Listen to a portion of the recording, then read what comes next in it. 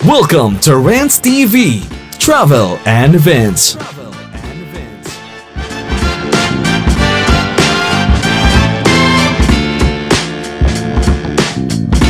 Yung ramp na yan ay papuntang Intramuros. Pagbaba nga ay Soriano Avenue. Maraming makakainan doon at kung hanap nyo ay Jollibee, Greenwich, KFC, Max. At meron ding convenience store doon na Uncle John's. At marami pang mga kainan doon at coffee shop. Andoon din ang Manila Cathedral. Isang kembot lang pagbaba ng Intramuros ramp, nandoon na. At napakalapit lang talaga dito sa Binondo Intramuros Bridge or Esplanade. Sa mga hindi pa nakakaalam, mamasyal na kayo at napakalapit lang. Ayan no. At andito ako mismo nakaupo sa gitna ng Binondo Intramuros Bridge dito sa may railings. At wala pa namang nagbabawal dito kaya malaya ang mga tao dito magtawid ng tawid at magtatambay. Sobrang ganda naman talaga mag-chill-chill dito sa Binondo Intramuros Bridge. Lalo na pag hindi maulan. Tulad ngayon, napakaganda ng weather, malamig ang simoy ng hangin. At hindi umulan, kaya napakagandang mamasyal dito.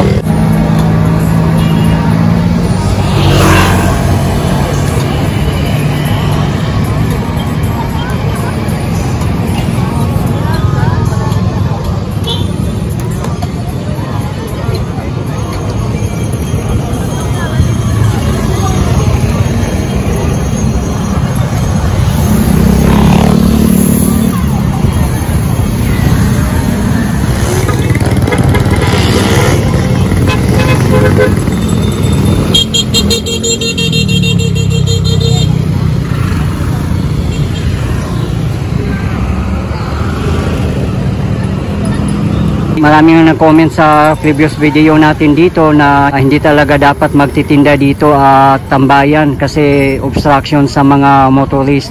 Yung nga lang, hindi naman natin makokontrol din yung mga vendors dito kasi naghahanap buhay din sila. Kaya patuloy pa rin ang pagtitinda nila dito at parami ng parami. May nag-comment nga din sa atin na kailangan ng maraming park ang Metro Manila kasi kahit tulay ginawa ng park. Yan nga lang, pag maraming vendors kasi magkukos din yan ng maraming basura. Nagkalat nga din ang mga basura ngayon. Mga vendors, meron naman silang mga dalang plastic lalagyan ng mga basura. Pero syempre, yung mga bumili, hindi naman na natin makukontrol. Yung mga dinala nila, yung order nila, hindi natin alam kung saan nila ipanlagay. Kaya nagkalat din ang ibang mga basura dito. Pag maraming vendors, maraming basura din talaga. Katulad lang din yan ng mga overpass sa Metro Manila, di ba nakikita natin na maraming nagtitinda. So kung hindi ito makontrol, ganun siguro ang mangyayari.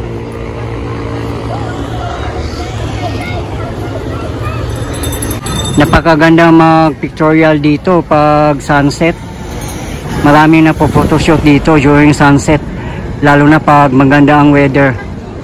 Kasi napakagandang view ng sunset dito, talagang golden sunset.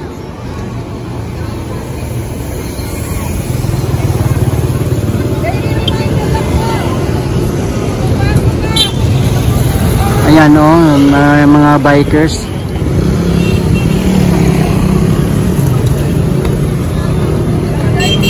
Ayan, nagpa-park din sila kaya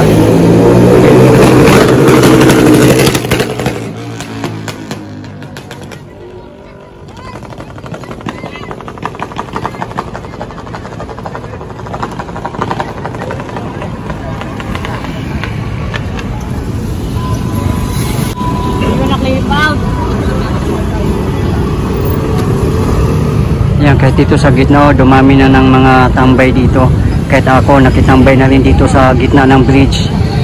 Maganda rin kasi din upuan dito. Ayan o, parang bench. Yung railings dito, parang bench. Kaya marami mga nakaupo talaga dito, mga bikers. Ayan o.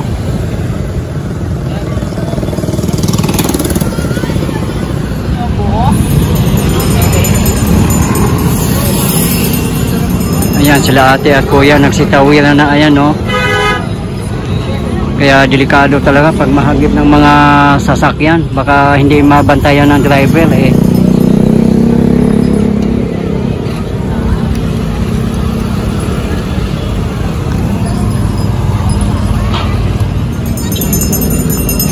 Yan, tatawid sila sa kabilang lane.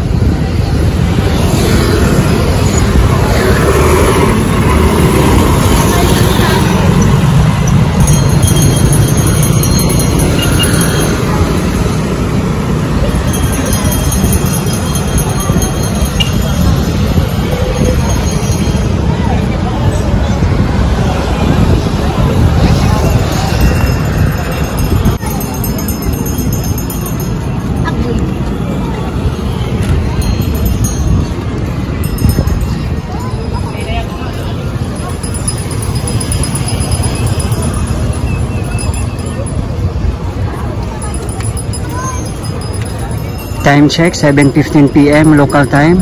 At parami nga ng parami ang mga tao dito ngayon. Yan naman si Kuya, ice cream boy.